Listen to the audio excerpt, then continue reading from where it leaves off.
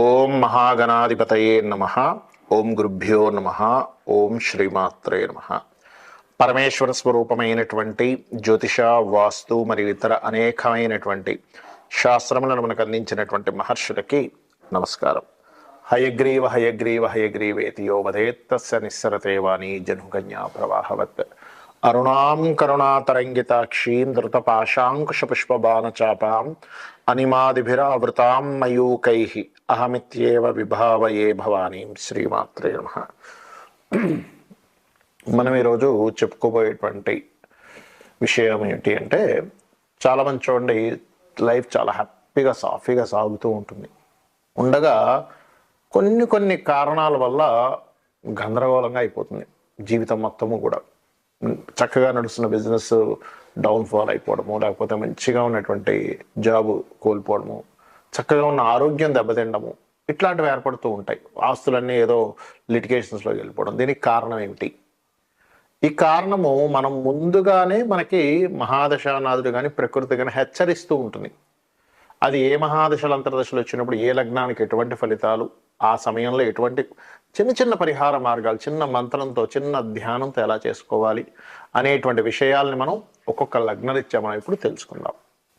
వృశ్చిక లగ్నము, వృశ్చిక రాశి, ఈ యొక్క లగ్నం వారికి పాపులు ఎవరు, ఆ యొక్క ఫలితాలు వచ్చేటప్పుడు చక్కటి అభివృద్ధిలో ఉన్నటువంటి సడన్గా ఎందుకు ఇబ్బంది కలుగుతుంది అనేటువంటి విషయాలు చెప్తుంది. నేనైనప్పటికీ కూడా చెప్పేసిన సాక్షాత్ అమ్మవారిగా భావిస్తూ ఆ యొక్క విషయాలు మనం ఏమీ భయపడాల్సిన అవసరం లేదు, దాన్ని సింపుల్గా ఎలా తీయాలి అనేటువంటి విషయాన్ని కూడా నేను మీకు ఇప్పుడు వివరిస్తాను. అయితే ఇక్కడ ఏంటంటే, ముఖ్యంగా వృశ్చిక లగ్నానికి శుభుడు కుజుడు, గురువు మనకి ఈ యొక్క చంద్రుడు అవుతారు. అయితే చంద్రుడు కొంత బాధకాధిపత్యం కూడా వస్తుంది. అయితే ఇక్కడ ముఖ్యంగా మనం అర్థం చేసుకోవాల్సింది, ఈ గ్రహాలు శుభులు కానీ పాపాన్నిచ్చే గ్రహాలు ఏమిటి?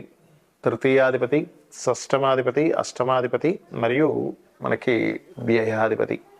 తృతీయాధిపతి శని అవుతాడు. దీనివల్ల ఏంటంటే, ఒక్కోసారి చూడండి ఎక్కడ వీళ్ళు ఇరుక్కుంటారంటే, జాబ్స్ ఇప్పిస్తాను లేదా ఎవరైనా జాబ్ ఇప్పిస్తానంటే డబ్బులు కట్టడం ద్వారా, మీడియేటింగ్ ద్వారా ఒకటి అంటే శని యొక్క ఫలితాలు వస్తున్నా, శని మహాదశ అంతర్దశల ఫలితాలు వస్తున్నారు. రెండవది, ఏదైనా ల్యాండ్కి సంబంధించిన విషయంలో కొంతమంది చూడండి డబ్బు పెడతారు, అక్కడ కొంత అడ్వాన్స్ ఇచ్చి నేను మిగిలిన డబ్బులు ఒక 6 months అని రాసుకుంటారు పేపర్. అందుట్లో ఇక్కడ కస్టమర్ దొరకకపోతే అది ఇబ్బంది అవుతుంది, ఇచ్చిన అడ్వాన్స్ వెనక్కి రాదు, అటువంటి ఇబ్బందులు వస్తాయి. కాబట్టి శని పాడైతే ఈ రెండు విషయాలు మెయిన్గా జాగ్రత్తగా ఉండండి. మరి శని మహాదశలు నడుస్తున్నాయి, అంతర్దశలు నడుస్తున్నాయండి, ఆ ఫలితాలు కూడా వస్తున్నాయి, నేను ఇబ్బంది పడుతున్నా అనుకునేటువంటి వారు సింపుల్గా ఏం లేదు, చాలా సులభంగా గోవుకి పిడికెడు బెల్లం తినిపించడము, ఆంజనేయ స్వామి ఆలయాలకి లేదా వెంకటేశ్వర స్వామి ఆలయాలకు వెళ్ళండి, ఖచ్చితంగా మీకు ప్రాబ్లం అనేది తగ్గుతుంది. అదేవిధంగా ఇక్కడ కుజుడు లగ్న షష్టమాధిపతి, అందులో ఎటువంటి డౌట్ లేదు, శుభుడే అవుతాడు. కానీ పాడైతే అప్పుడు ఇవ్వడం తీసుకోవడం ద్వారా గొడవలు వస్తూ ఉంటాయి. కాబట్టి సుబ్రహ్మణ్యేశ్వర స్వామి ఆరాధన చాలా ఇబ్బంది పడుతున్నటువంటి వారు.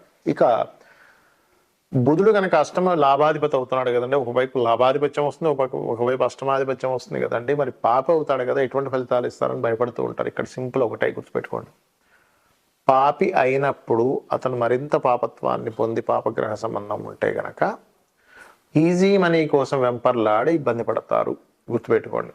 అయితే ఇక్కడ ఈ బుధుడు కనుక బాగుంటే సడన్ లాభాలు కూడా వస్తాయి, వ్యాపారంలో అద్భుతమైన స్టేజ్ సడన్గా వెళ్తూ ఉంటారు, వచ్చినటువంటి ఫలితం కలుగుతూ ఉంటాయి. మరి పాడైనప్పుడు బుధుడు పాడైతే ఏమిటండి? ఓం అపర్ణాయే నమః, అంతకు మించింది లేదులా బిల్వపత్రం పెట్టి శివుడికి అభిషేకం చేయడం.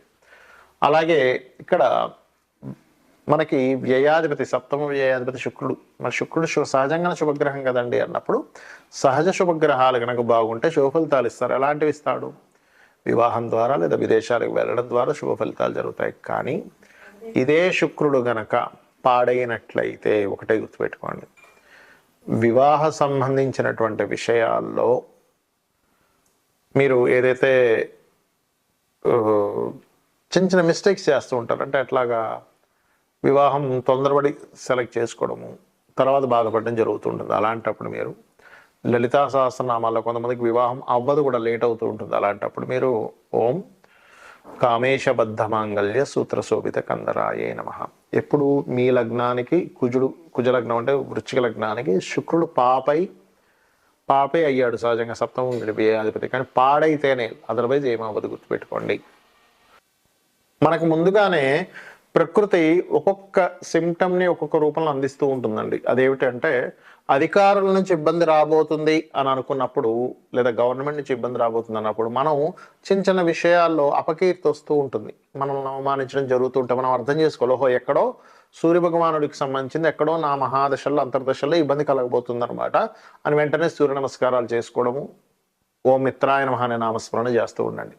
లేదా చక్కగా సూర్య భగవాను చూస్తూ భానుమండల మధ్యస్థ భైరవీ భగవాన్యే నమః అనే నామస్మరణ చేసుకుని లలితా సహస్రనామాల్లో అద్భుతమైన ఫలితాలు వస్తాయి. అలాగే మరి కొంతమందికి చంద్రుడి ద్వారా, అంటే ఒక్కోసారి చూడండి ప్రయాణాల వల్ల ఇబ్బంది వస్తుంది చూసారు, కొంతమందికి ప్రయాణాల వల్ల, లేకపోతే చిన్న మాటకి మనసు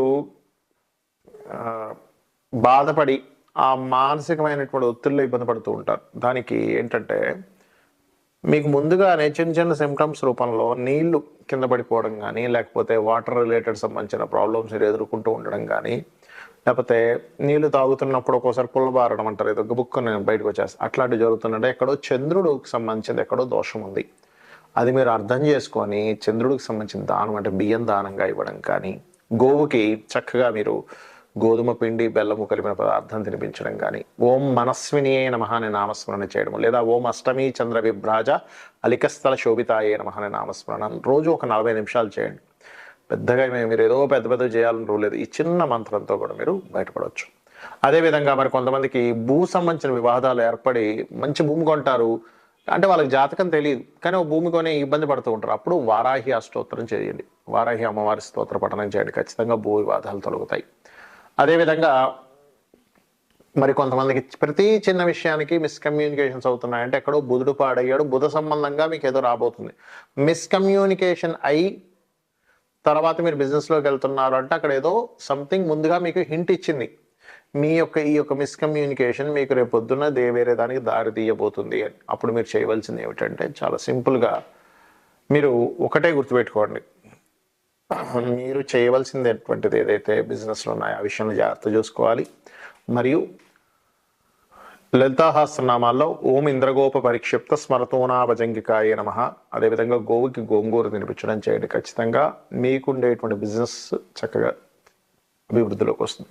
గురు సంబంధించిన దోషం మీ జన్మజాతకంలో ఎక్కడో ఇబ్బంది ఉందన్నప్పుడు మీరు గురువులతో కొన్ని మాటలు పడుతూ ఉంటారు, మీకు తెలియకుండా మీ పెద్దవాళ్ళతో గైడింగ్ వాళ్ళతో, అంటే అక్కడ ఏంటి గురుగ్రహం ఎక్కడో పాడే మీకు ఆ దోషాన్ని ఇస్తుంది.